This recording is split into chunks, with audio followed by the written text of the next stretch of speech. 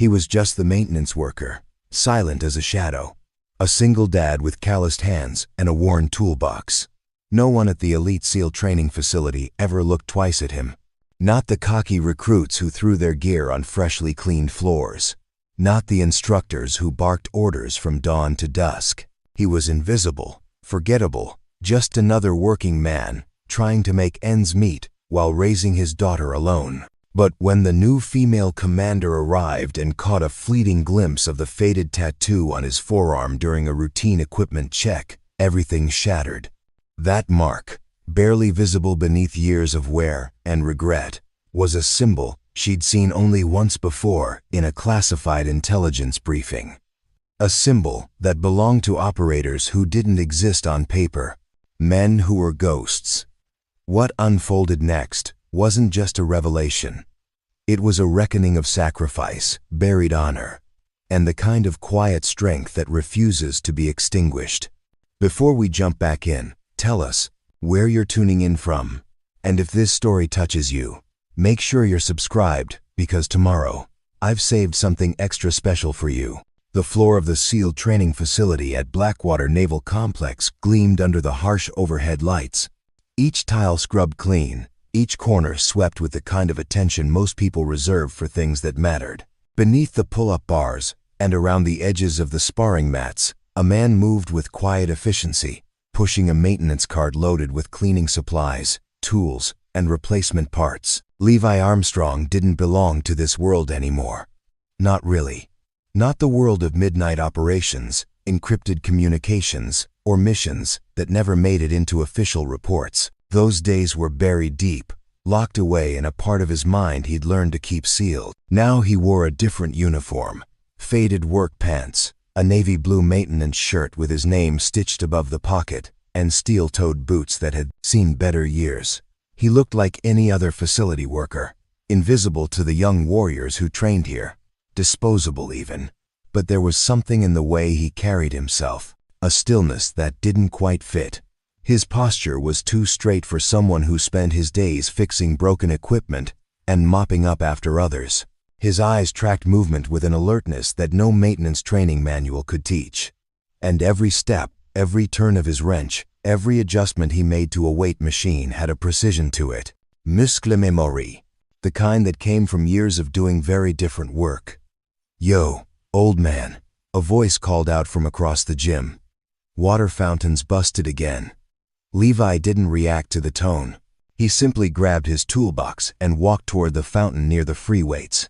Cole Palmer, 23 years old and fresh, out of basic underwater demolition training, stood nearby, with his arms crossed and a smirk on his face. A few of his buddies clustered around him, still catching their breath from a brutal circuit session. "Probably needs a whole new system," Cole said loud enough for everyone to hear. "Things older than Grandpa here." Levi knelt down, opened his toolbox, and began inspecting the fountain's valve system. No words, no acknowledgement of the jab, just steady hands and focused eyes.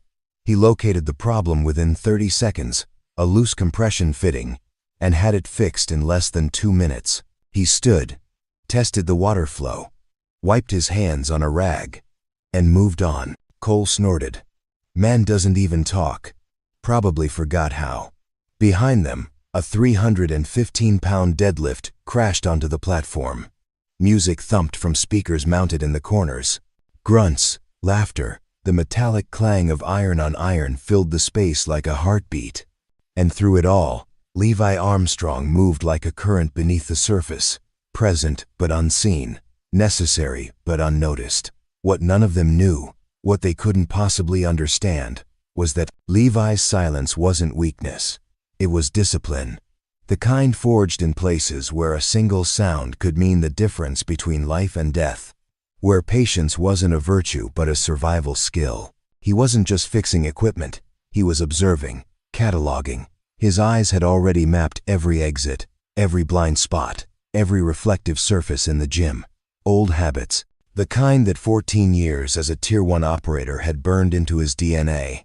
Levi had once been part of something most people didn't even know existed, a unit with no official designation, no public record, no medals ceremony, They were called Phantom Protocol. Operators who worked in the spaces between wars, handling threats that couldn't be acknowledged, and eliminating problems that couldn't be solved through conventional channels.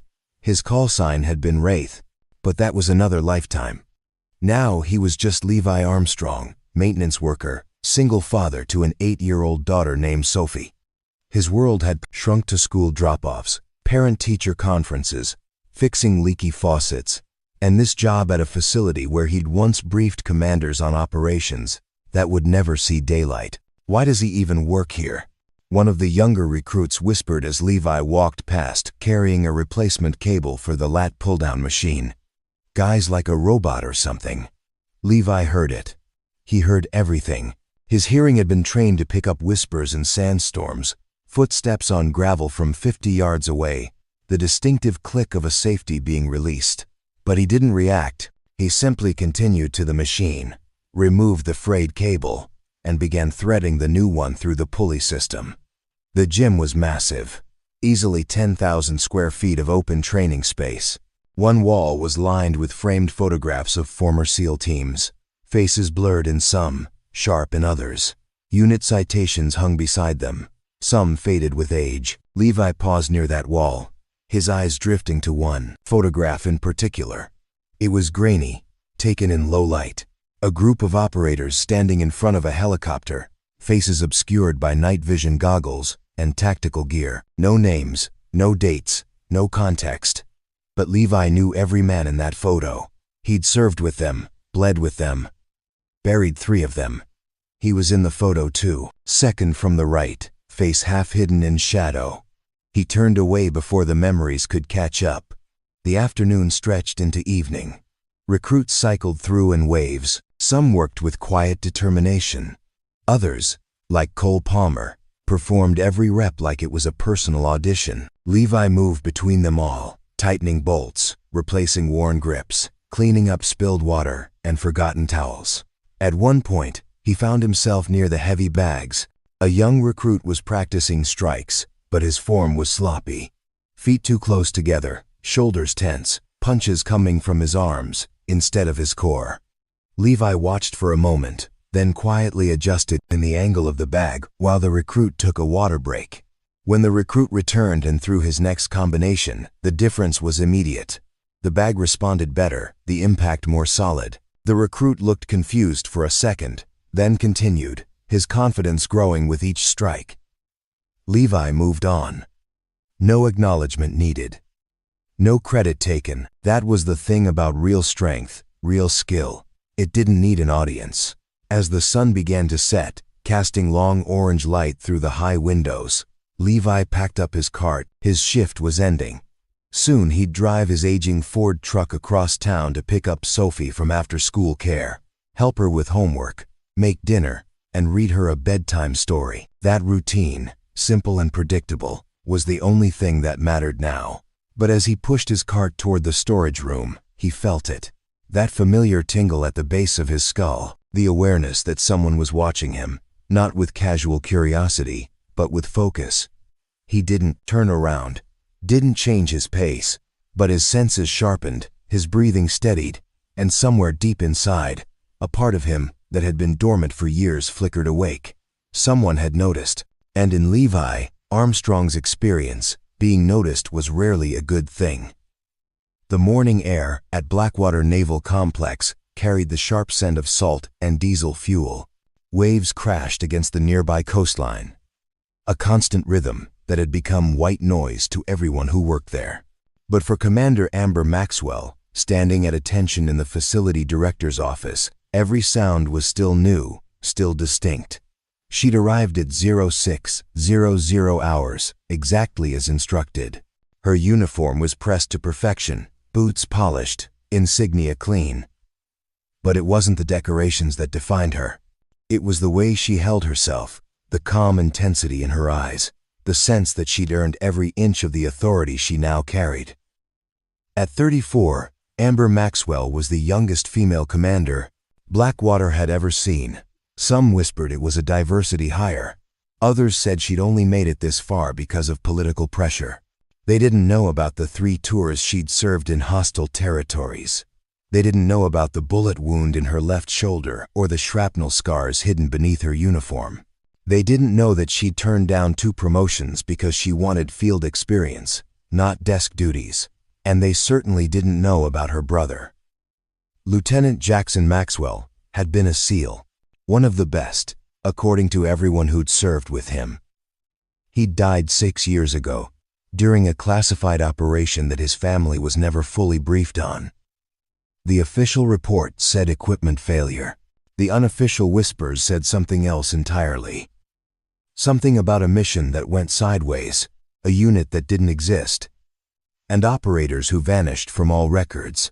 Amber had spent years trying to understand what really happened to Jackson.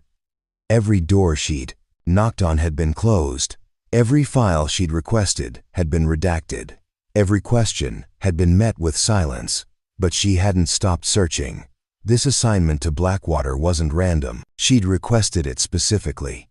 Because buried in her brother's personal effects, she'd found a single photograph. Him standing in this very facility, arm around another operator, both of them smiling. On the back, in Jackson's handwriting, "The ones who stay in the shadows are the ones who keep the light on." Preparing and narrating this story took us a lot of time, so if you are enjoying it, subscribe to our channel, it means a lot to us. Now back to the story. She didn't know what it meant, but she knew it mattered. Commander Maxwell, the facility director, said, pulling her from her thoughts, "Your primary responsibility is operational readiness and recruit evaluation. We run a tight ship here. These men are preparing for the worst environments on the planet. Your job is to make sure they're ready." "Understood, sir." "Good. Start with a facility walkthrough. Get familiar with the layout, the personnel, the rhythm. Any questions?" "No, sir." 20 minutes later, Amber was walking through the main training complex. She moved with purpose, clipboard in hand, observing everything. The obstacle course outside where recruits were running through mud and barbed wire. The armory where weapons were cleaned and maintained. The mess hall where conversations were loud and competitive. And then she entered the gym. The space was exactly what she expected. Loud, intense, saturated with the smell of sweat and determination. Recruits were scattered across the floor, some lifting, some grappling, some running drills. Instructors barked corrections and encouragement in equal measure, but it was the quiet figure near the far wall that caught her attention. A maintenance worker, mid-40s maybe, moving between machines with a toolbox and a calm that seemed out of place in all the chaos. He wasn't rushing, wasn't distracted, just methodical, efficient, almost meditative in his movements. Amber watched as he knelt beside a cable machine, inspecting something. His hands moved with precision, adjusting, tightening, testing. There was a grace to it, a confidence that felt practiced in a way that went beyond simple repair work. She made a mental note and continued her walkthrough. But over the next 2 hours, as she moved through different areas of the facility, she kept seeing him. Fixing a door hinge in the locker room, replacing a light fixture in the hallway, adjusting the tension on a heavy bag. Always quiet, always alone, always moving like he belonged in the space but not to it. By the afternoon, Amber found herself back in the gym. This time she positioned herself near the observation window, watching the floor from an elevated position. Recruits cycled through their training rotations. Instructors evaluated form and endurance. And there he was again, the maintenance worker. She watched as one of the recruits, a cocky kid with too much swagger, deliberately knocked over a water bottle near where the man was working. The liquid spilled across the freshly cleaned floor. The maintenance worker didn't react. He simply walked to his cart, retrieved a mop, and cleaned it up. No frustration, no confrontation, just quiet competence. But it was the way he moved that made Amber's instincts flare. His posture was too controlled, his awareness too sharp. When he bent down to mop, his eyes scanned the room, tracking movement, assessing distance and position. It was subtle, almost imperceptible, but Amber had spent enough time in operational environments to recognize it. That wasn't the behavior of a maintenance worker. That was the behavior of someone trained to survive. She pulled out her phone and opened the facility personnel database. It took her a few minutes to navigate to the civilian contractor list, but eventually she found him. Name: Levi Armstrong. Position: facility, maintenance technician. Employment start date: 4 years ago. Prior employment: various contract positions. Military service. None listed. Amber frowned. None listed didn't mean no service. It just meant nothing on record. She made another note and continued watching.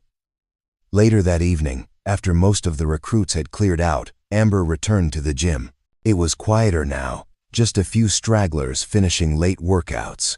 Levi Armstrong was still there, wiping down equipment, checking inventory, making sure everything was in order for the next day. Amber approached slowly, her footsteps deliberately audible so as not to startle him. "Excuse me," she said. He turned, his expression neutral, professional. "Yes, ma'am. Something need fixing." His voice was calm, measured. No deference, no nervousness, just steady. "No," Amber said. "I'm Commander Maxwell. New assignment here. Just wanted to introduce myself to key personnel.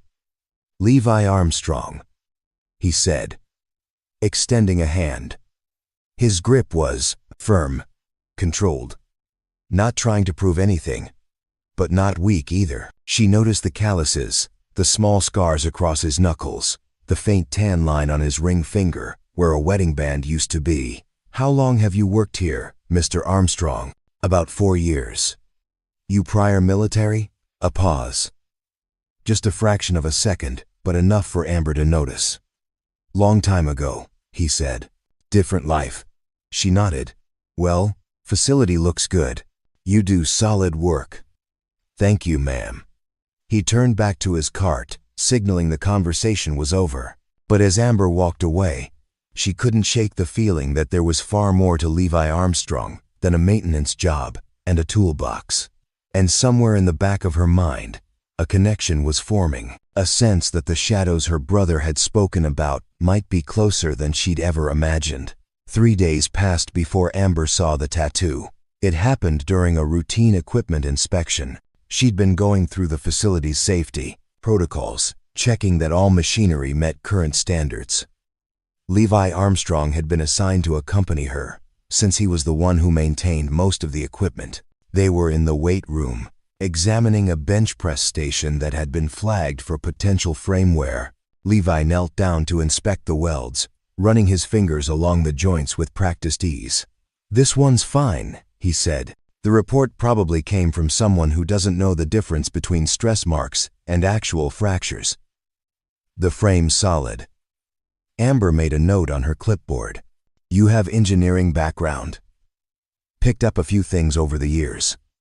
As he reached up to test the bar's rotation, his sleeve shifted. Just for a moment.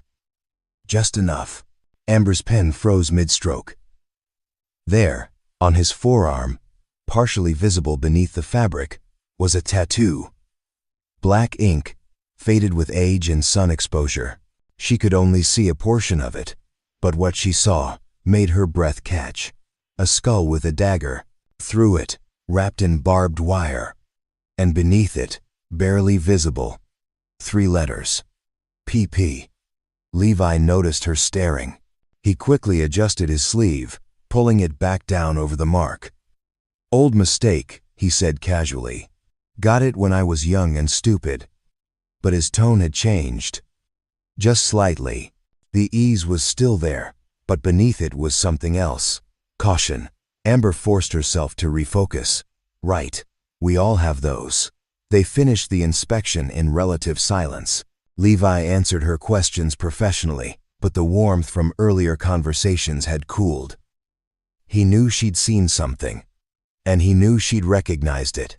That night, alone in her quarters, Amber sat at her desk, with her laptop open. The room was sparse, furnished with only the essentials: a bed, a desk, a small bookshelf. On the shelf, sat a framed photo of her and Jackson, taken years ago during a family vacation. His smile was wide, genuine, the kind that made everyone around him feel safe. She missed him every single day. Amber turned back to her laptop and opened a secure folder she'd been building for years. Inside were scanned documents, photographs, notes from conversations with Jackson's former teammates. Anything she could gather about his final mission. Most of it was fragments. Pieces of a puzzle with half the parts missing. But there was one document she kept coming back to. A partially redacted intelligence brief she'd obtained through a contact who owed her a favor. It detailed a black operations unit that had been active between 2008 and 2015. The unit had no official name in the document, just a designation, Phantom Protocol. Operators in this unit were recruited from various special forces branches. Their missions were never logged in official records. They worked in complete darkness, handling threats that couldn't be publicly acknowledged. And when their service ended, they were given a choice: accept a full identity, reset, and a stipend for silence, or face charges for silence for operations that officially never happened. Most chose silence. The document included a single photograph, taken from a distance, heavily shadowed.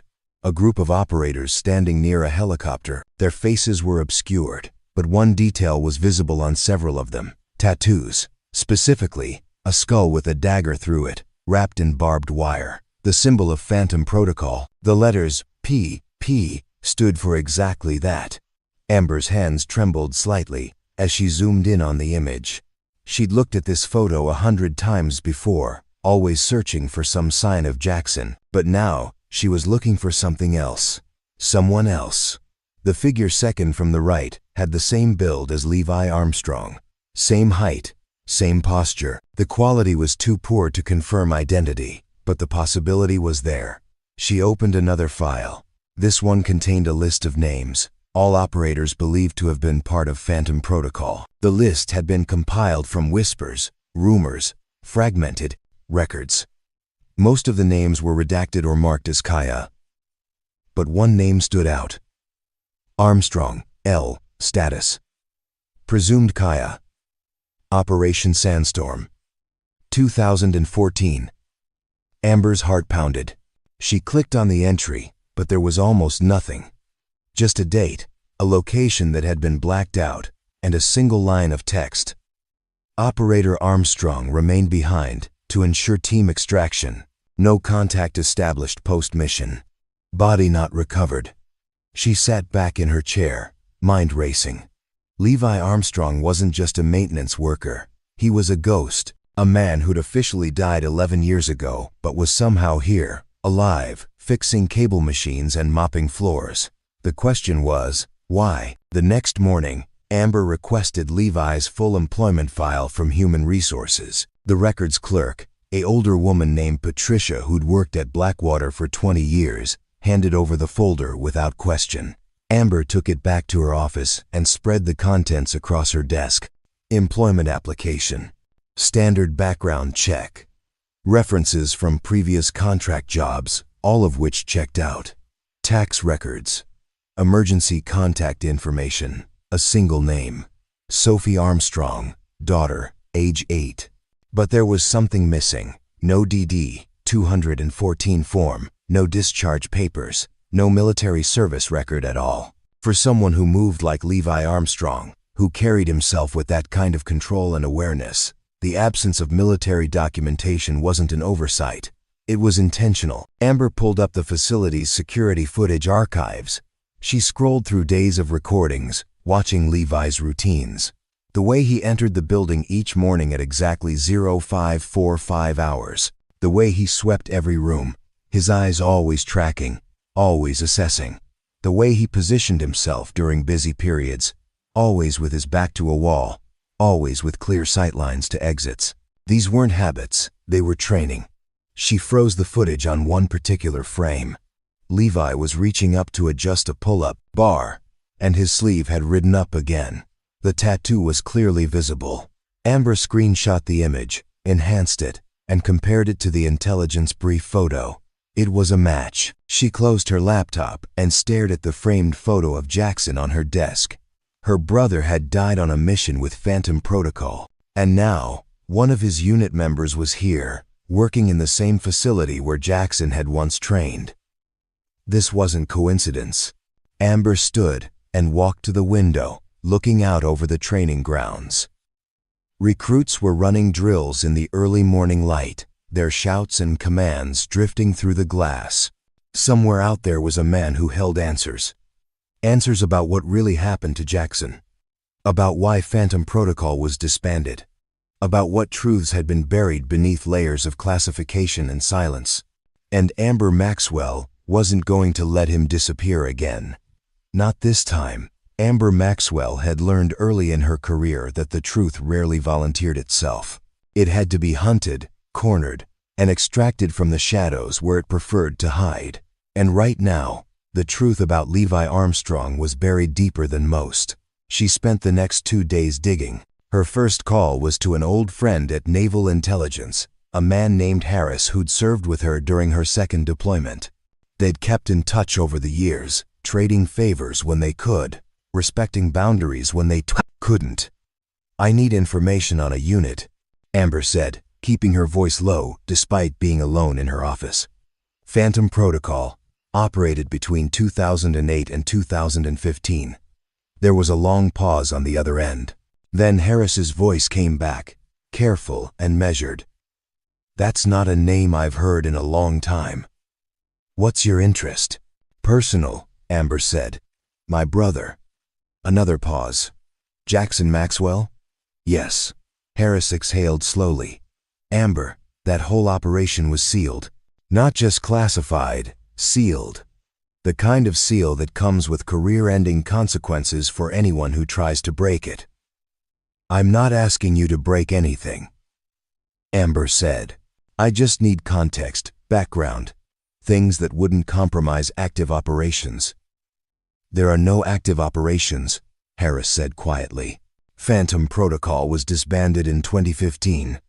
The unit was officially dissolved, and every operator was either reassigned, retired, or marked as KIA. Why was it disbanded?"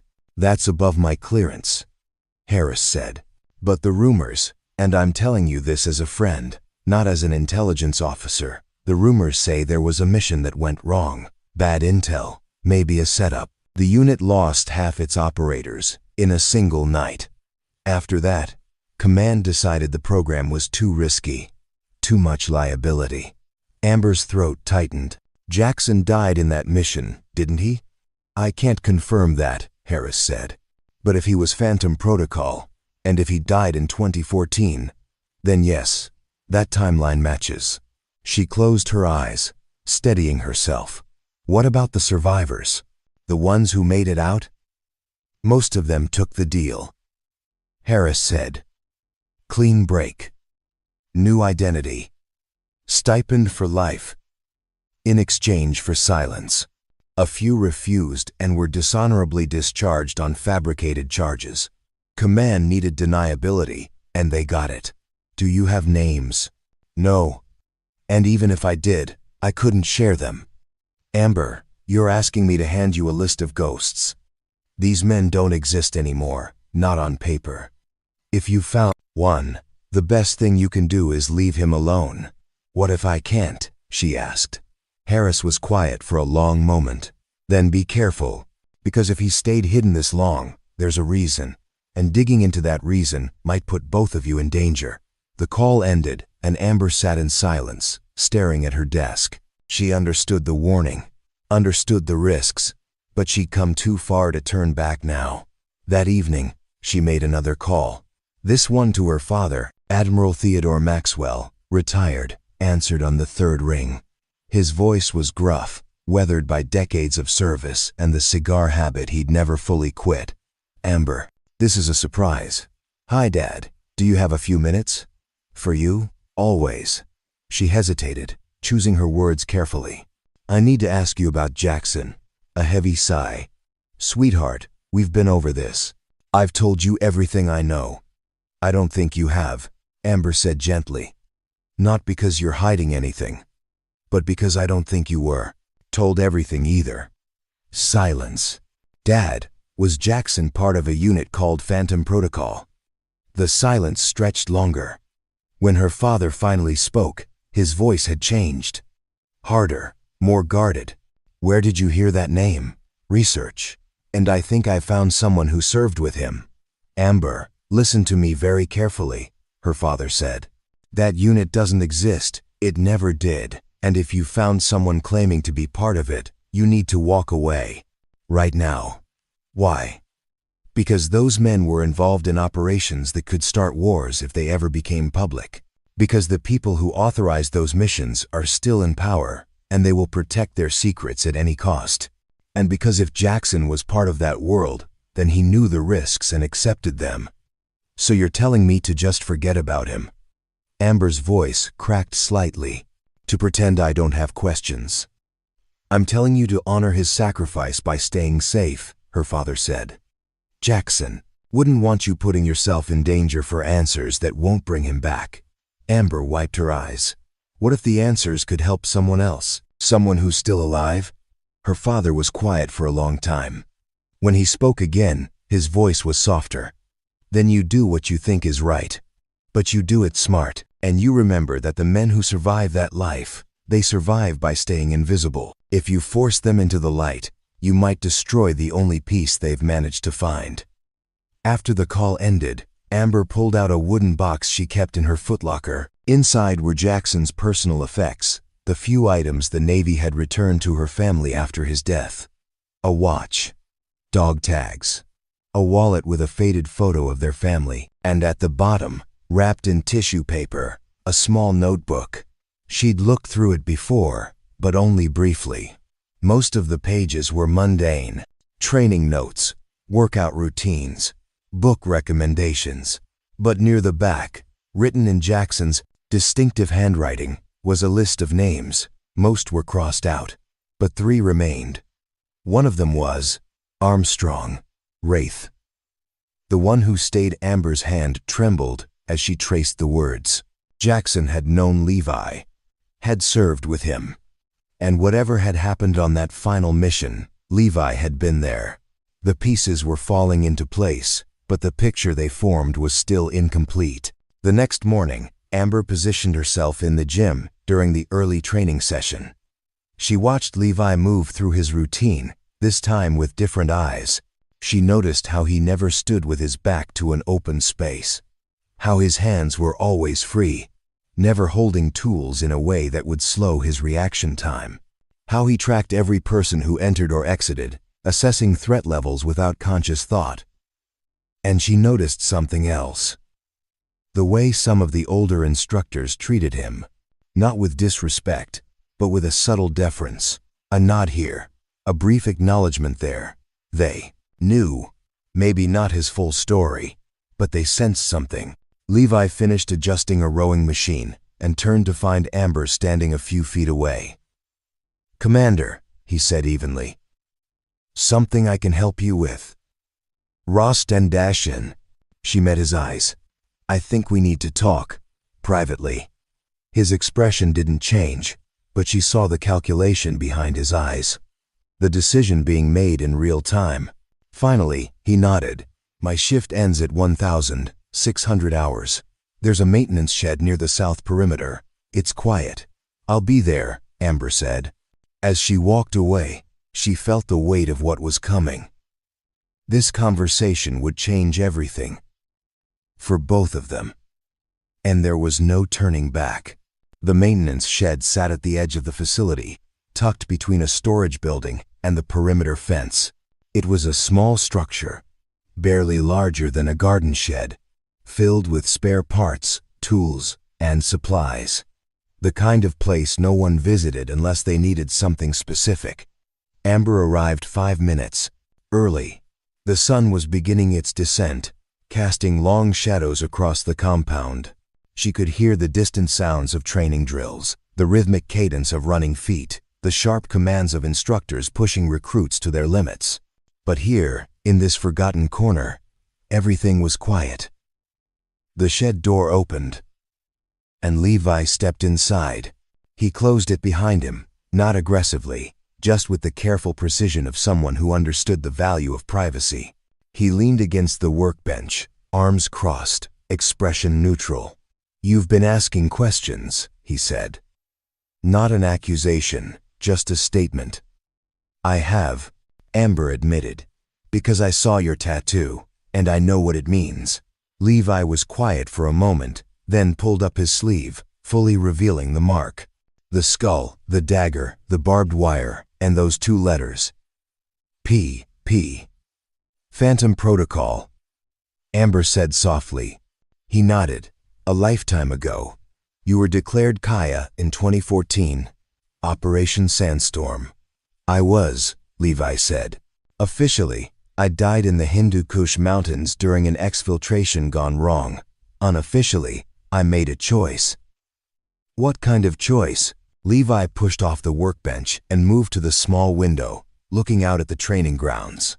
"The kind where you decide what matters more, the mission or the men." Amber waited, giving him space to tell it his way. "We were sent to extract a high-value target," Levi continued. "Someone who had intel on a terrorist network planning attacks on U.S. soil. The mission was supposed to be clean. In and out. No contact. But the intel was wrong. Or maybe it was a setup. We never found out which." His jaw tightened. "We walked into an ambush, lost 3 men in the first 60 seconds. The rest of us were pinned down in a compound with no air support and no extraction. Command gave us an order: destroy all evidence and scatter. Every man for himself. And you didn't follow that order." Amber said quietly. Levi shook his head. "There were wounded. 2 operators who couldn't move on their own. Command said leave them, that extraction wasn't possible. I said that wasn't acceptable." He turned to face her. "Your brother was one of them." Amber's breath caught. She'd suspected, but hearing it confirmed hit differently. "Jackson took shrapnel to the chest," Levi said. "Collapsed lung, internal bleeding. He needed immediate medical attention, and we were 12 miles from the nearest safe zone. So I stayed, carried him, and the other wounded operator, through hostile territory, while the rest of the team followed the scatter order." "You saved him," Amber whispered. "I tried," Levi said, his voice heavy. "Got them both to the extraction point. Called in a favor from a private contractor I knew. Someone who owed me. Got a bird in the air, unsanctioned, unlogged. We loaded the wounded, and I sent them out. But you didn't go with them." "I couldn't," Levi said. "The compound we'd hit, it had intelligence. Files. Hard drives. Communication. Logs. If I left it, the enemy would know exactly what we'd been after and who we were. So I went back. Alone. Rigged the whole place to blow. Destroyed everything. Then disappeared into the mountains." He leaned against the wall, suddenly looking older, more tired. "Took me 3 weeks to get out of country. By the time I made contact, I'd been declared KIA, and command made it clear that was how it needed to stay. They said if I came back, they'd court-martial me for disobeying orders, charge me with compromising the mission, make an example." "So you took the deal," Amber said. "I took the deal. They gave me a new identity, a clean background, and a monthly stipend. In exchange, I disappeared. No contact with former teammates, no acknowledgement of service, no questions asked." Amber felt tears burning behind her eyes. "Jackson survived the extraction. He made it to a field hospital. They stabilized him." Levi's eyes closed. "I know. I kept tabs. From a distance. Made sure he was okay. He died 3 days later." Amber continued, her voice breaking. "Infection. The shrapnel had carried bacteria into his chest cavity. Even with antibiotics, it spread too fast." Levi's hands clenched into fists. "I'm sorry. I thought getting him out would be enough." "It was," Amber said firmly. "Levi, you gave him a chance. Without you, he would have died in that compound. Because of you, He got 3 more days. 3 days where our family could say goodbye. Where he could tell us he loved us one last time. That matters. Levi looked at her, and for the first time, she saw the weight he'd been carrying. The guilt, the loss, the sacrifice. He talked about you, Amber said. Not by name, because he couldn't, but he told us about a teammate who wouldn't leave anyone behind, who carried him through hell because it was the right thing to do. He called him a ghost who chose to haunt the living, to keep them safe. A tear slipped down Levi's cheek. He wiped it away quickly, but not before Amber saw it. Why maintenance work? She asked gently. You could have done anything. Gone anywhere. Because I have a daughter, Levi said, his voice steadying. Sophie. She's 8 years old. Her mother died when she was 2. Cancer. I'm all she has. He looked out the window again. I needed a job that was stable, quiet, somewhere she could grow up safe. And when I saw the opening here, at this facility, I thought maybe I could still serve. Not in the way I used to, but by making sure this place runs smoothly. By watching over these young warriors, even if they don't know it. Amber stepped closer. You've been protecting them. I've been trying, Levi said. Some of these kids, they're talented, strong, fearless, but they're also reckless. They think war is glory. I know better, so I watch. And when I see someone heading down a dangerous path, I try to steer them, quietly. That's why the older instructors respect you, Amber said. They've figured it out. Levi shrugged. Maybe. Or maybe they just appreciate that the equipment works and the floors are clean. Amber smiled slightly. I don't think that's it. They stood in silence for a moment, the truth finally laid bare between them. What happens now? Levi asked. Amber met his eyes. That depends. What do you want? I want to keep living quietly, he said. Keep raising my daughter. Keep doing this work. Then that's what will happen, Amber said. Your secret stays with me. But Levi, you should know something. What? You're not invisible anymore, she said softly. At least not to me. The next morning started like any other. Recruits filed into the gym at 0600 hours, still shaking off sleep. Adrenaline beginning to replace coffee as their primary fuel. The air was cold, the lights harsh, and the instructors were already positioned, ready to push bodies and minds to their breaking points. Levi Armstrong arrived at his usual time, pushing his maintenance cart through the side entrance. He moved through his morning routine with the same quiet efficiency as always, checking equipment, replacing worn parts, making sure everything was in working order. But something had shifted. Word had begun to spread. It started with whispers. Fragments of conversation caught between sets, passed along during water breaks. Someone had seen the tattoo. Someone else had heard a rumor. An older instructor had made an offhand comment that the maintenance guy wasn't who he seemed. And Cole Palmer, always eager to establish dominance, had been listening. Levi was tightening the bolts on a bench press when Cole approached, flanked by 3 other recruits. They positioned themselves in a loose semicircle, blocking his exit path, not overtly threatening, but intentional. Hey, Armstrong, Cole said, loud enough to draw attention. Got a question for you. Levi continued working. What's that? Someone said you used to be military. That true? Levi paused, then resumed tightening the bolt. Long time ago. What branch? Navy. Cole smirked. Navy. Huh? So you were, what? A cook?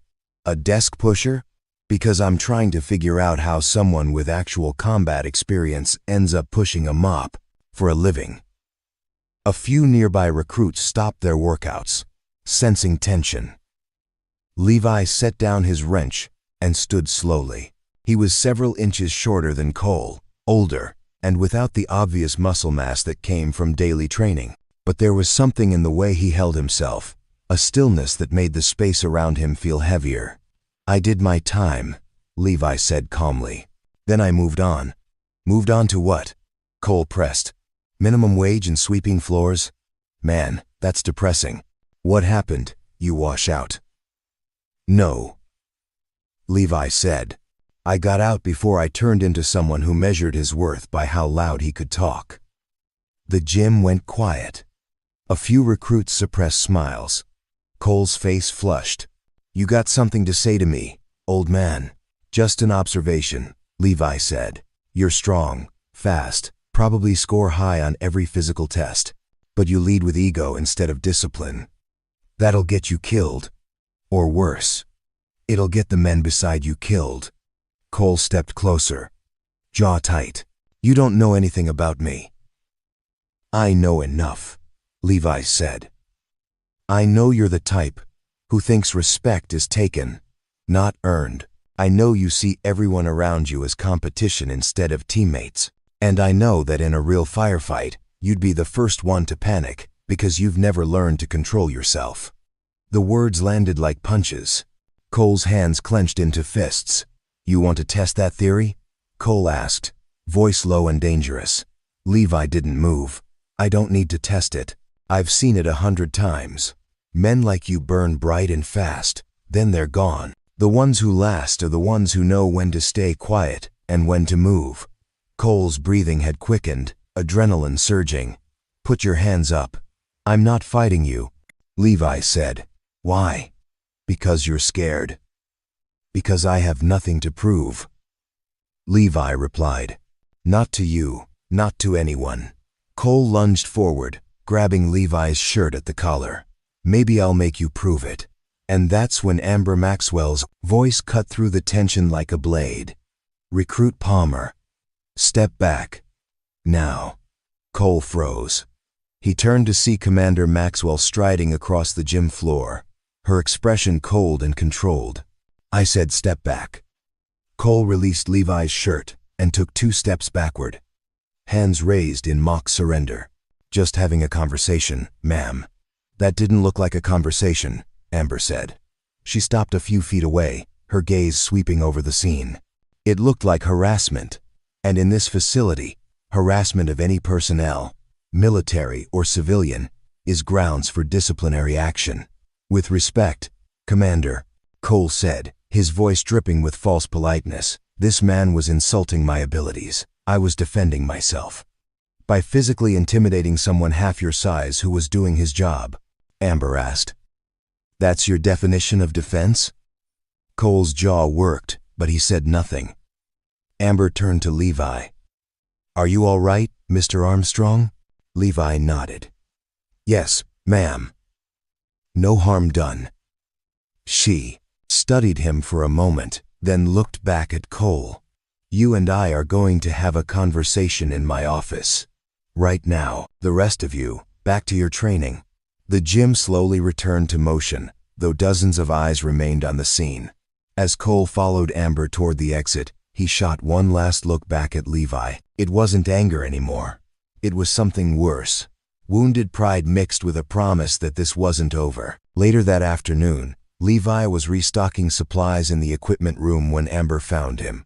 You handled that well, she said from the doorway. Levi looked up from the inventory checklist. I've handled worse. I know, Amber said. But you shouldn't have to. Not here. It's fine, Levi said. Kids like Cole, they're testing boundaries. It's part of the process. Maybe, Amber said. But I'm not going to let them use you as a target. Levi set down the clipboard. Commander, I appreciate what you did today.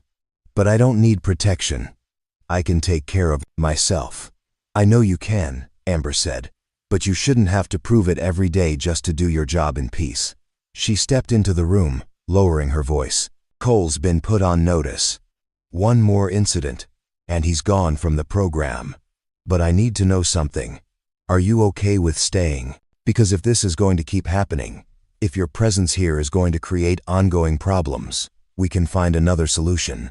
Levi was quiet for a moment, considering. Then he shook his head. I'm not leaving. This job matters to me. And maybe, in some small way, me being here matters to these recruits, even if they don't realize it yet. Amber nodded. All right, then we do it your way. But if things escalate, If anyone crosses a line, you tell me.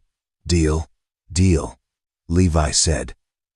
As Amber turned to leave, Levi called after her, "Commander, thank you for standing up for me." She paused at the doorway and looked back. That's what leaders do, Levi. They protect the people who matter. And, whether you want to admit it or not, you matter here. Then she was gone, leaving Levi alone with his thoughts and the quiet certainty that his invisible days were truly over. The incident with Cole Palmer should have been the end of it. A warning issued, boundaries set, order restored. But in a facility filled with young warriors who thrived on competition and gossip, nothing stayed buried for long.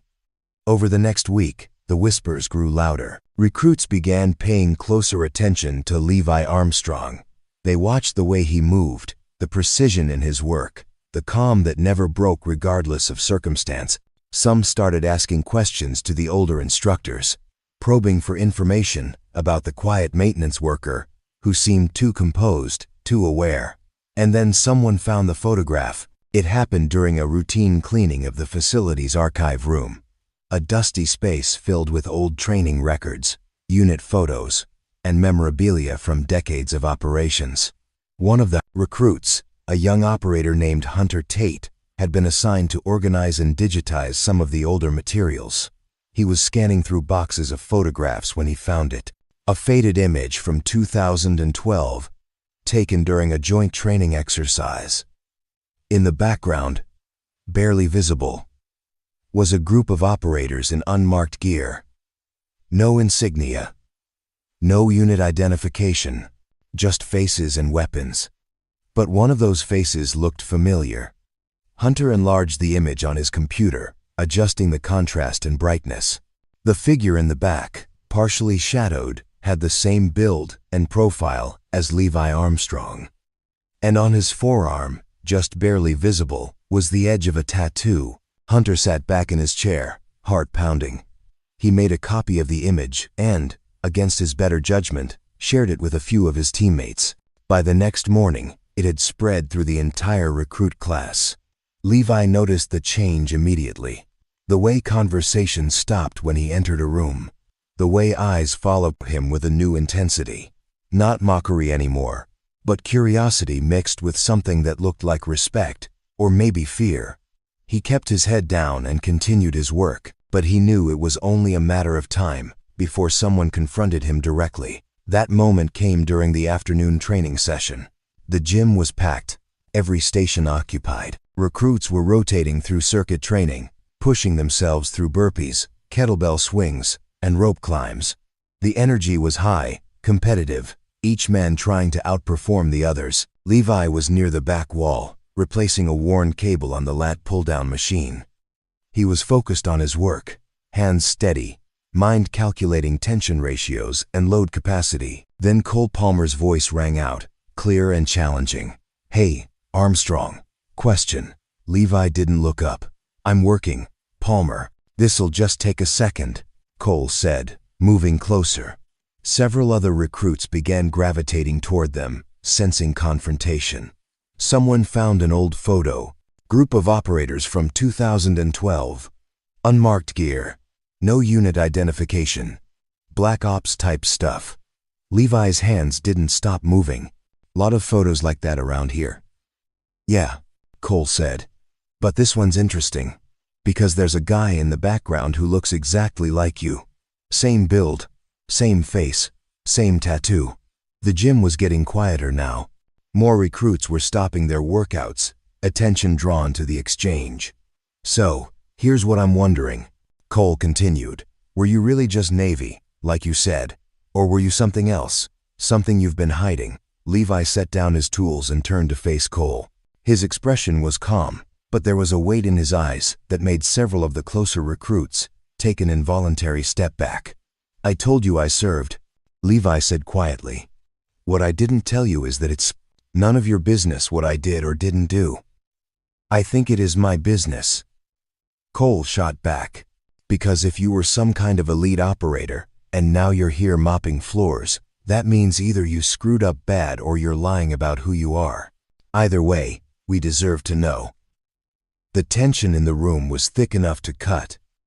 Every eye was on Levi Armstrong, waiting to see how he would respond. And that's when Amber Maxwell stepped into the center of the gym. "That's enough," she said, her voice carrying authority that silenced the remaining murmurs. She walked straight toward Cole and Levi, her posture rigid, her expression unreadable. "Commander, with respect," Cole began, "we have a right to know. You have a right to train." Amber cut him off. "You have a right to earn your place in this program. But you don't have a right to interrogate civilian personnel about their past." She turned to address the entire gym. "All of you, listen carefully. Mr. Armstrong's employment here is legitimate. His background has been vetted. What he chooses to share about his service is his decision, not yours to demand." "But Commander," Hunter Tate spoke up, holding his phone with the photograph on screen. "This photo, it's from a classified operation. If he was part of it, then he earned the right to privacy," Amber said firmly. She walked over and looked at the phone screen, then back at the assembled recruits.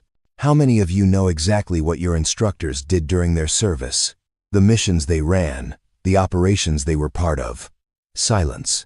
"You don't know," Amber continued, "because the nature of special operations is that much of it remains classified for years, sometimes decades. Men and women serve in ways they can never talk about, make sacrifices they can never acknowledge, and carry burdens they can never share." She moved to stand beside Levi. "Mr. Armstrong is one of those men, and instead of demanding his story, you should be thanking him for his service and showing him the respect he's earned." Cole wasn't backing down. "So you're confirming he was special operations?" Amber's eyes hardened. "I'm confirming that he's a veteran who deserves dignity and privacy, just like every other person who's worn the uniform." She let that sink in, then continued, "But since you're all so curious, let me tell you something. The man you've been dismissing as just a maintenance worker served in one of the most classified units in naval special operations. He conducted missions in environments where failure meant death, where success meant silence, and where coming home meant carrying ghosts no one else could see." The gym was absolutely silent now. "He was part of Phantom Protocol," Amber said, and several of the older instructors in the room straightened, recognition flashing across their faces. "A unit so classified that most of you will never see a single declassified file about it. His call sign was Wraith, and the reason he's here, working quietly, living humbly, is because he chose a different kind of service after his official service ended." She turned to look at Levi, and there was something in her expression that went beyond professional respect. It was personal, deep, earned through shared understanding. "This man saved my brother's life," Amber said, her voice quieter now but no less powerful. "Carried him 12 miles through hostile territory to an extraction point, then went back into enemy fire to complete the mission. He was declared KIA because he stayed behind to protect his team. And when he finally made it out, he chose to disappear rather than accept recognition." She faced the recruits again. "So, before any of you judge him for pushing a mop or fixing your equipment, ask yourselves this: what have you done that's worthy of judging a man like that?" No one spoke. No one moved. Cole Palmer, for the first time since Levi had met him, looked genuinely humbled. He stared at Levi with new eyes, seeing not a janitor but a warrior who had chosen peace. Amber's voice cut through the silence one final time. "Now get back to training and show Mr. Armstrong the respect he's earned." The gym slowly came back to life, but everything had changed. The looks directed at Levi weren't curiosity or mockery anymore. They were awe, respect, and for some, something close to reverence. Levi stood quietly, feeling exposed in a way he hadn't in years. But when he met Amber's eyes, he saw understanding. She'd given him something he didn't ask for, but perhaps needed.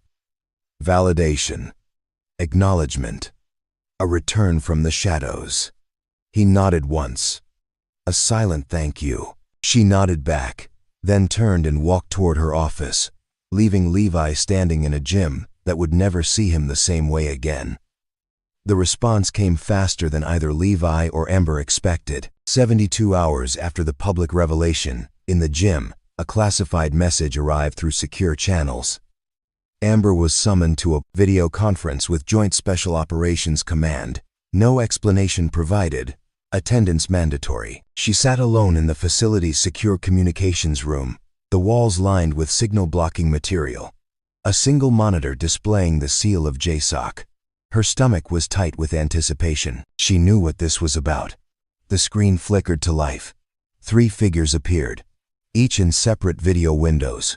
Admiral Von Steele, current commander of Naval Special Warfare, Colonel Patricia Gaines, legal counsel for Special Operations, and a third person whose face was partially obscured, identified only as Dodd Oversight. Commander Maxwell. Admiral Steele began, his voice carrying the weight of 4 decades of service. Thank you for joining us on short notice. Sir, Amber replied, keeping her posture rigid. We need to discuss a situation that's come to our attention. Steele continued. Specifically, your public confirmation of classified information regarding a former operator and a unit that officially doesn't exist. Amber had prepared for this. Sir, I revealed only what was necessary to maintain order and morale within my command. The situation was escalating, and you exposed a protected identity. Colonel Gaines interrupted, her tone sharp and precise. Mr. Armstrong was given a full, operational shield following his separation from service. That shield included anonymity, background reconstruction, and legal protection from disclosure. By confirming his past, you've potentially violated federal statutes regarding classified operations. With respect, Colonel, Amber said. Mr. Armstrong's identity was already compromised. A photograph had been circulated among the recruits. Questions were being asked. I made a command decision to control the narrative before it spiraled into something that could have caused greater security concerns. The third figure, DoD Oversight, spoke for the first time. The voice was digitally altered, gender indistinguishable. Commander, the issue isn't whether you had reasons. The issue is precedent. If we allow one commander to declassify protected personnel at will, the entire system of operational security collapses. I didn't declassify him, Amber countered. I acknowledged his service in the broadest possible terms. I revealed no mission details, no operational specifics, no compromising intelligence. I simply confirmed that he was a veteran worthy of respect. Admiral Steele leaned forward slightly. Commander, I need you to understand the position you've put us in. Phantom Protocol was dissolved specifically because it became a political liability. The operations that unit conducted, if they ever became public, would generate congressional hearings, international incidents, and potentially criminal prosecutions. I understand that, sir. Do you? Colonel Gaines asked. Because right now, there are over 60 recruits at your facility who know that a Phantom Protocol operator is working among them. That information will spread. It always does. And when it does, we'll have reporters asking questions, politicians demanding answers, and enemies of this nation targeting anyone associated with that unit. Amber felt her resolve hardening. Then perhaps the system is broken, Colonel. Perhaps the problem isn't that I confirmed Mr. Armstrong's service, but that we built a structure where heroes have to hide in shame while politicians take credit for their sacrifices. The room fell silent. She'd crossed a line, spoken a truth that everyone knew, but no one acknowledged. Admiral Steele's expression remained neutral, but something flickered in his eyes. Respect. Maybe. Or recognition of a younger version of himself. Commander Maxwell, he said carefully, your conviction is admirable. But conviction without discipline is just rebellion. And rebellion, however righteous, has consequences. What consequences, sir? Amber asked. Colonel Gaines answered. We're considering several options. Reassignment of Mr. Armstrong to a facility outside the continental United States. Mandated psychological evaluation to determine if his presence in an active training environment poses security risks. Or, if necessary, revocation of his operational shield and formal investigation into any disclosure violations. Amber's blood ran cold. You'd destroy his life over this? We'd protect national security, Gaines replied. His life, while regrettable, is secondary to that mission. That's not acceptable, Amber said, her voice rising despite her attempts to control it. Mr. Armstrong gave everything for this country. He saved lives, completed impossible missions, and then disappeared, without asking for anything in return. And now you want to punish him because I tried to give him basic dignity. What we want, the Dodd oversight voice said, is containment. The situation at Blackwater must be controlled. The recruits must be debriefed and reminded of security protocols, and Mr. Armstrong must be relocated or removed. Amber took a breath, steadying herself. I have an alternative proposal. Admiral Steele raised an eyebrow. We're listening. Leave Mr. Armstrong where he is, Amber said. But change his role. Make him an official consultant for operational psychology and team dynamics. Give him a title that explains his presence without revealing classified details. Let him mentor these recruits in resilience, decision-making under pressure, and the long-term costs of this career. She leaned forward, passion driving her words. These young operators are being trained to fight, to kill, to win. But no one's teaching them how to come home afterward. How to live with what they've done. How to find purpose when the mission ends. Mr. Armstrong can teach them that. Not because it's in a manual, but because he's lived it. Colonel Gaines frowned. That would require formal acknowledgement of his past service. It would require acknowledgement that he's a veteran with relevant experience. Amber corrected. Nothing more specific than that. We control the narrative, we maintain security, and we turn a potential liability into an asset. Admiral Steele sat back, considering. The silence stretched for nearly 30 seconds. Finally, he spoke. Colonel Gaines, what's your legal assessment? Gaines was quiet for a moment. If we structure it correctly, with proper documentation and limited disclosure, it could work.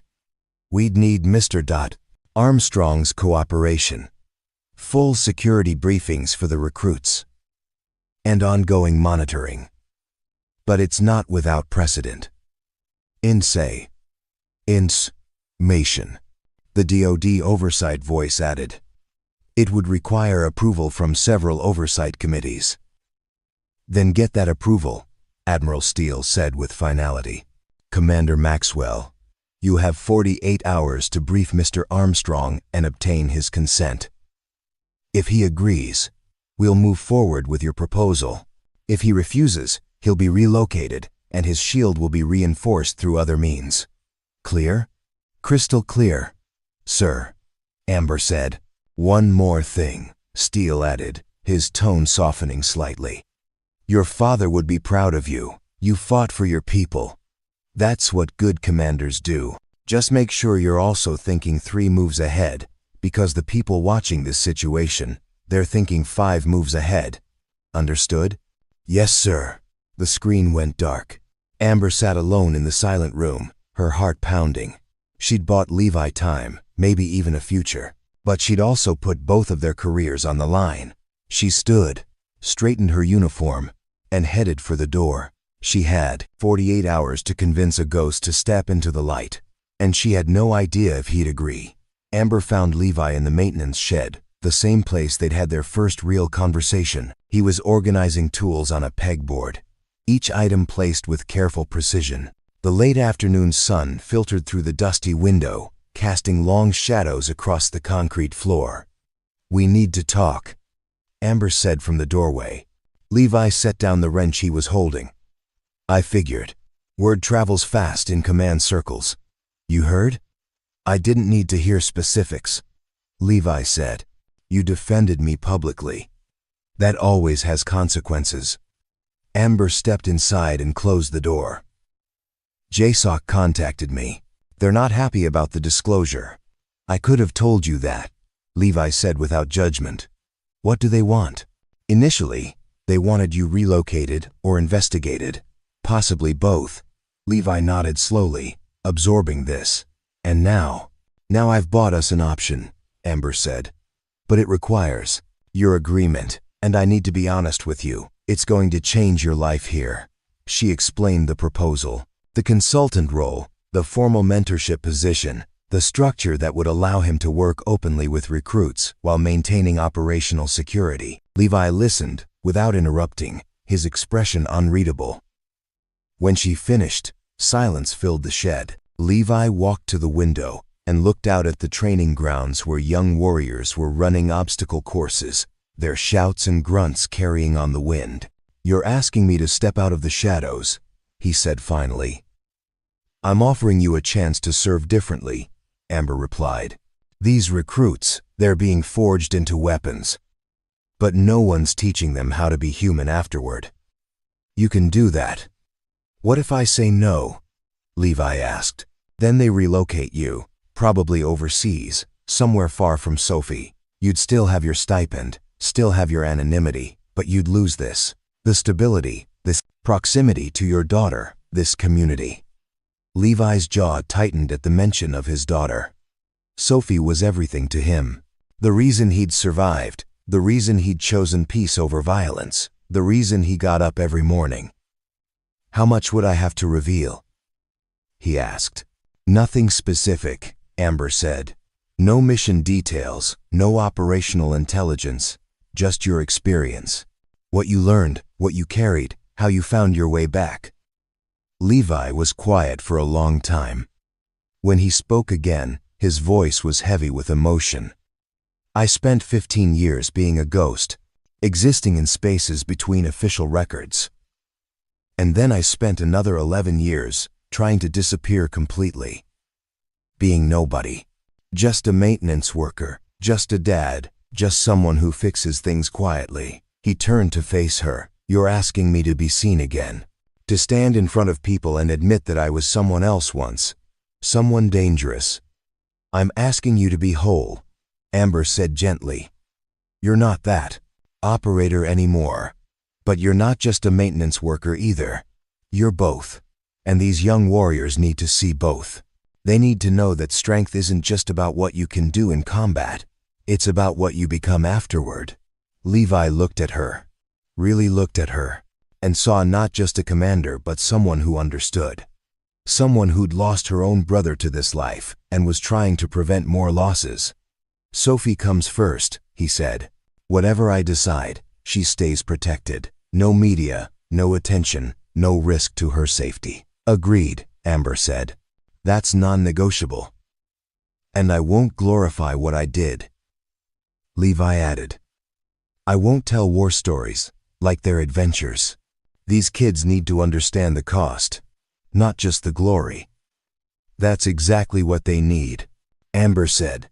Levi took a deep breath, and Amber watched as decades of weight shifted on his shoulders, not disappearing, but redistributing, finding new balance. All right, he said finally, I'll do it, but on one condition. Name it. You let me do this my way, Levi said. No scripts. No official curriculum. I teach them what they need to learn when they're ready to learn it. Some lessons can't be scheduled. Amber extended her hand. Deal. They shook, and in that moment, something fundamental changed. Not just for Levi, but for the entire facility. 3 days later, Commander Amber Maxwell stood before the assembled recruit class in the main briefing room. Every seat was filled, the energy crackling with curiosity and anticipation. Word had spread that something significant was happening. Gentlemen, Amber began, her voice carrying authority and warmth in equal measure. This facility has always prided itself on producing the finest warriors in the world. We push your bodies, sharpen your minds, and forge you into operators capable of handling the impossible. She paused, letting the words settle. But we've been missing something. We've been so focused on making you deadly that we forgot to teach you how to live. how to carry what you'll see and do, how to come home when the fighting stops.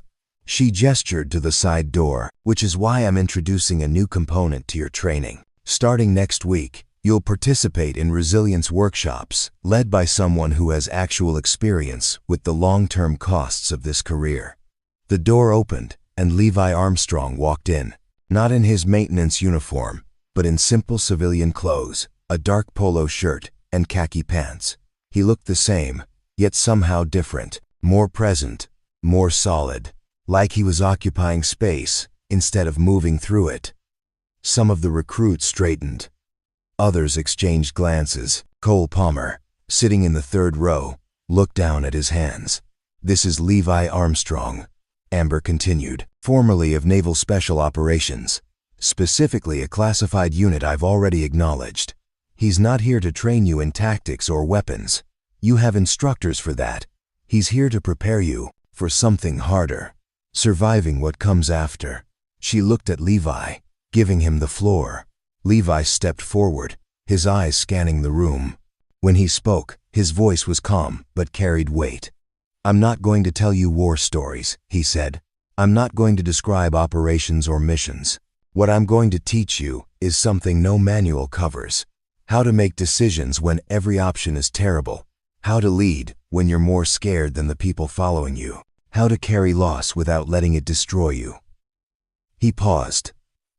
"And most importantly, how to remember that the goal isn't just to survive combat. It's to survive what comes after combat. To be able to look in the mirror 10 years from now and recognize the person staring back." The room was silent, every eye locked on him. "I'll be here twice a week," Levi continued. "Sessions are voluntary but recommended. Come if you want to learn. Stay away if you think you already have all the answers. But understand this. The strongest warriors aren't the ones who never break. They're the ones who break and then rebuild themselves into something better." He stepped back, and Amber concluded the briefing. As the recruits filed out, several approached Levi directly. Not to challenge him, but to thank him. To ask questions. To seek guidance. And for the first time in over a decade, Levi Armstrong felt like he was truly serving again. 6 months passed like water, finding new channels, reshaping everything it touched. The resilience workshops became the most attended voluntary sessions at Blackwater Naval Complex. Twice a week, recruits filled the briefing room to hear Levi Armstrong speak about things their tactical manuals never covered. He taught them about moral injury, about the weight of taking a life, about the difference between courage and recklessness. He taught them how to recognize trauma in themselves and their teammates, how to ask for help without shame, how to build lives that could withstand the pressure of what they would see and do. But more than the lessons, it was his presence that changed them. The way he listened without judgment, the way he shared his own struggles without self-pity, the way he made it clear that strength wasn't about never falling apart. It was about having the courage to put yourself back together.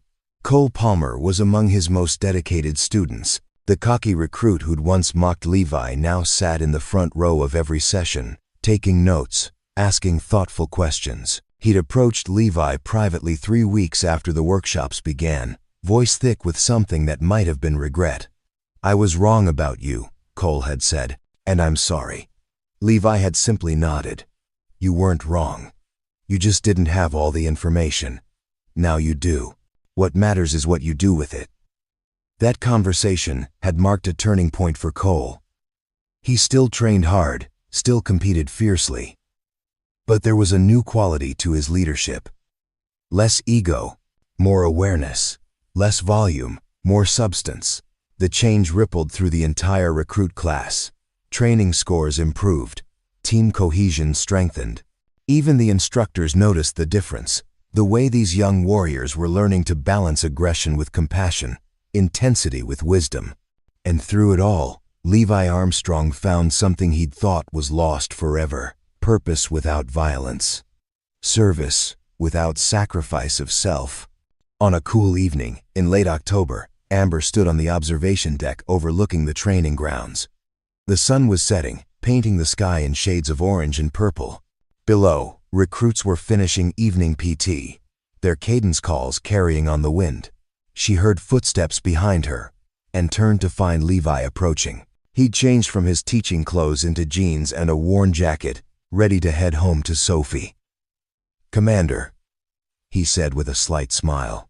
Over the months, their professional relationship had deepened into something that felt like friendship, though neither had named it. "Levi," she replied. "Good session today." "Better than good," he said, joining her at the railing. Hunter Tate opened up about some trauma from his father's deployment. First time he's talked about it with anyone. The other recruits listened, shared their own experiences. It was real. Amber smiled. "You're doing important work." "We're doing important work," Levi corrected. "This wouldn't have happened without you. You risked your career to give me this chance." "I'd do it again," Amber said simply. They stood in comfortable silence, watching the sun descend. Then Amber reached into her jacket and pulled out an envelope. It was weathered, the edges soft with age. "I found something," she said, handing it to him. "Going through more of Jackson's effects. My father sent me a box last month. Things he'd kept that he thought I should have." Levi took the envelope carefully. His name was written on the front in handwriting he recognized immediately. "Jackson Maxwell's." "He wrote this?" Levi asked, his voice rough. 3 days before he died," Amber said. "He must have known the infection was spreading. He gave it to the field hospital chaplain with instructions to deliver it if anyone ever found you." Levi's hands trembled slightly as he opened the envelope and unfolded the single page inside.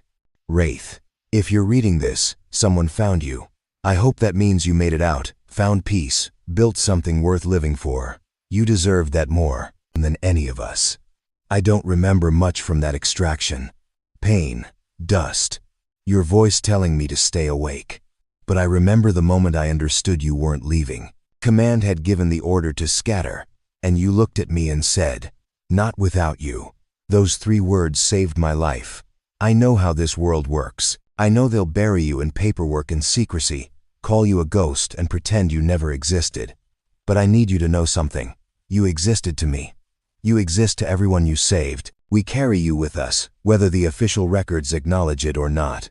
If my sister finds you, and I think she will because she's stubborn like that, please tell her I wasn't afraid at the end. Tell her I got to come home because of you.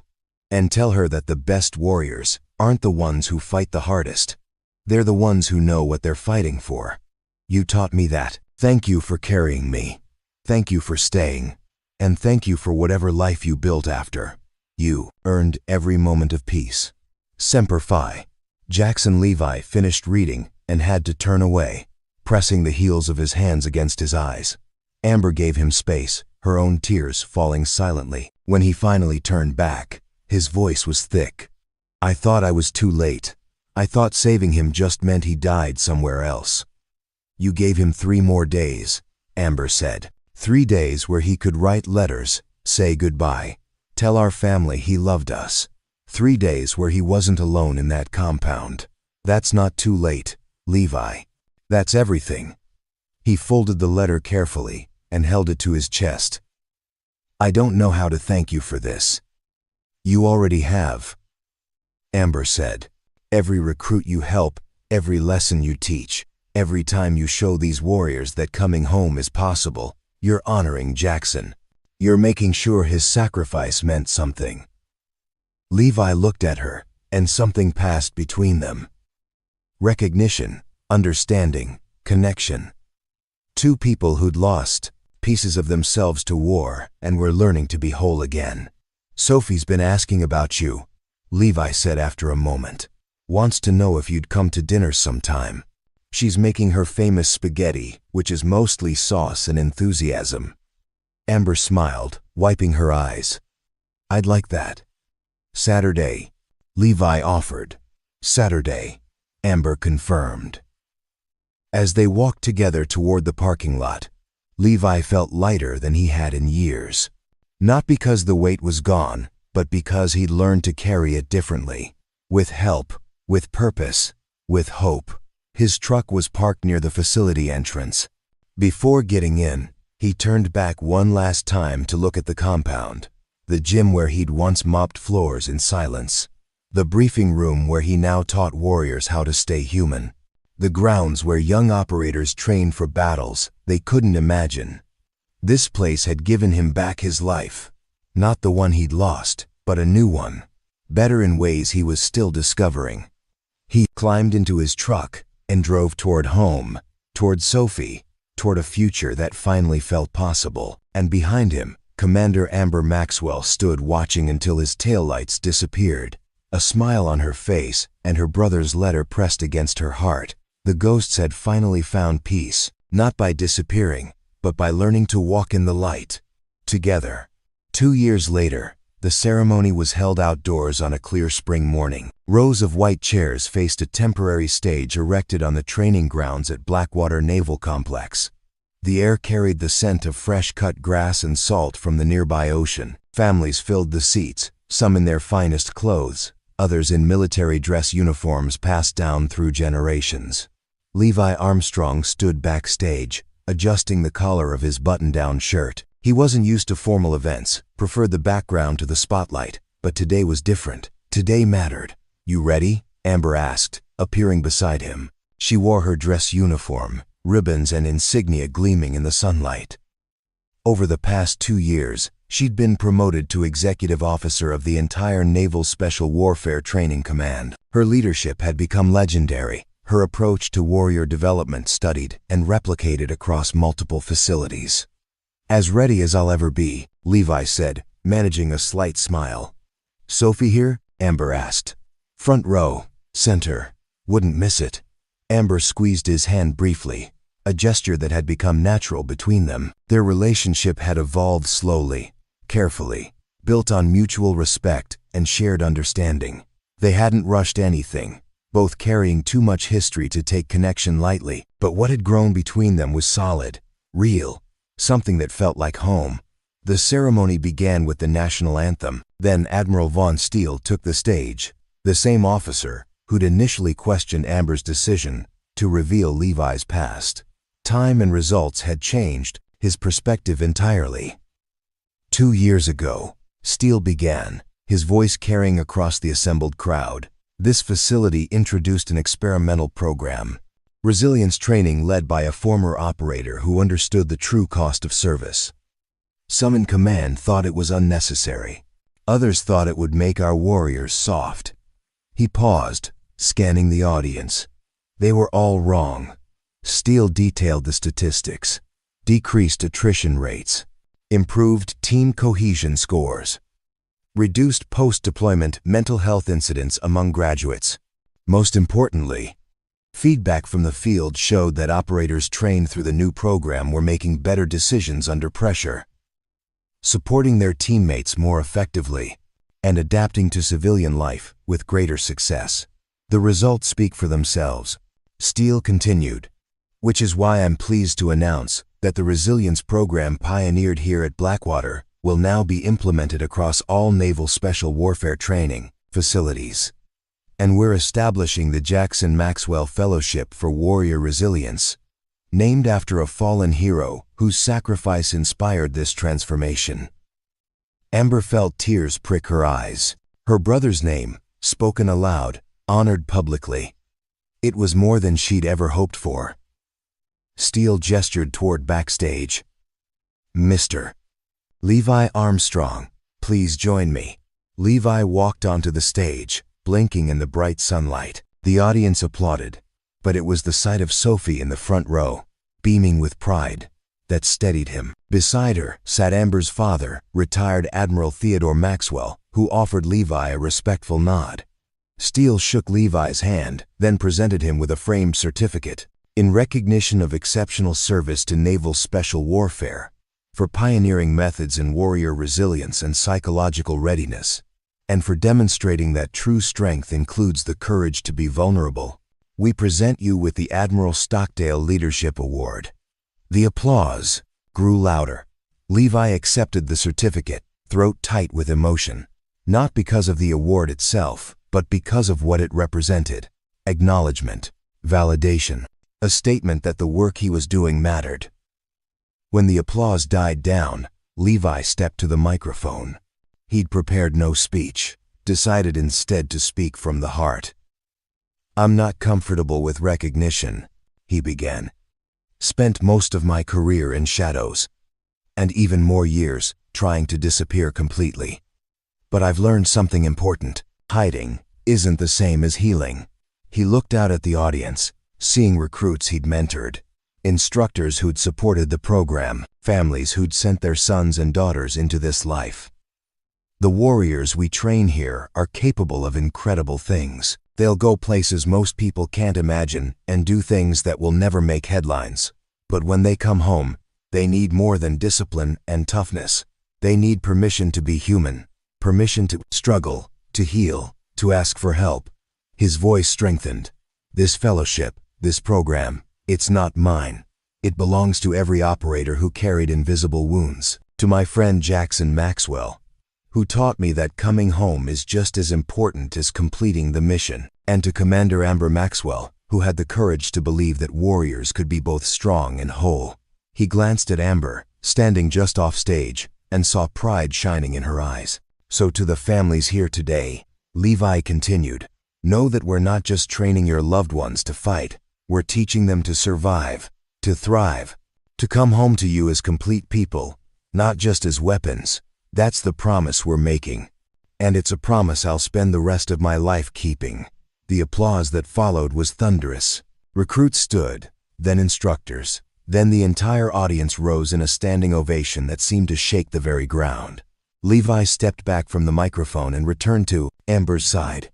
She took his hand openly this time, in front of everyone. "Jackson would be proud," she whispered. "So would all of them." Levi replied, thinking of the faces he carried, the ones who didn't make it home, the ones whose sacrifice had led him here, to this moment, to this purpose. As the ceremony concluded, and families gathered for photographs, Sophie ran to her father and threw her arms around him. Levi lifted her easily, holding her close. "You were amazing, Dad," she said. "No, sweetheart," Levi replied, kissing her forehead. "We're amazing. All of us.